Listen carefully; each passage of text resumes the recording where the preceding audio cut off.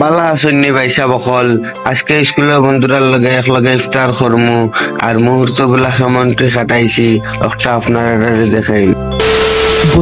বন্ধু তুফাইলে দিছে কল কইছে একলগে ইফতার করি চল। লগে লগে বিমানে উঠি গেলাম, উঠিয়া উড়াল মারিয়া বাজারও আইলাম। আইয়া মনে হইলো আমিও মনে হয় সবার আগে আইছি। আর আটাচড়া করতে করতে দেখি হঠাৎ সিফার মধ্যে সব উবাই দিচ্ছে। আসলে উবাই পুয়াইনতে সরম পায়, ফাইয়েও সিফা সাফার মধ্যে উবাই রয়ে। পরে ভাই চিন্তা করে দেখলাম তারা বেকার মানুষ, তারা এখন তার উবাইলে হইতো নাই।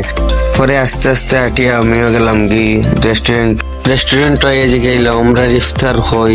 রেস্টুরেন্টের মামাই হইলা লাকিস বরিয়া রাখি দিছি, আপনারা নিতে পারেন। বন্ধু হইল ইফতারের সময় ফান না খাইলে বলে ইফতারের মজাও লাগে না। পান লোয়া শেষ, এখন বিমানে উঠে গেলাম। উঠিয়া প্রকৃতির বাতাস খাইয়া খাইয়া রানা দিলাইলাম তেল বাগানের উদ্দেশ্য। আইলাম তেল বাগানো, আও পরে তেল বাগানটা দেখিয়া মনে হইলো একটাও বেস্ট জায়গা হইব ইফতারের। পরে দেখি বন্ধুরাও আস্তে আস্তে তারা আইচ্ছে, আর তারা এত লাকিস গুলা খুব সুন্দর লাগে।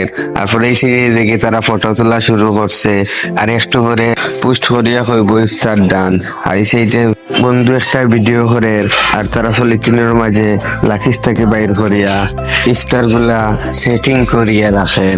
সবটা শেষ করার পরে আমরা খাওয়াত বয়ে গেলাম। একটা জিনিস চিন্তা করলাম ভাই, বেগুনির মাঝে বেগুন নাই, কুমড়া দিয়া বানাই লিছে। আর পেঁয়াজির মাঝে পেঁয়াজ নাই, ডাইল দিয়ে বানাই এখন কথা বলে পেঁয়াজু।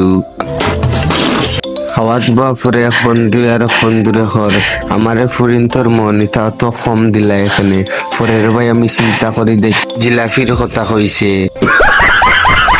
তবে ভাই স্কুলে বন্ধুরা একসাথে হইলে একটা আলাদা শান্তি লাগে ভাই।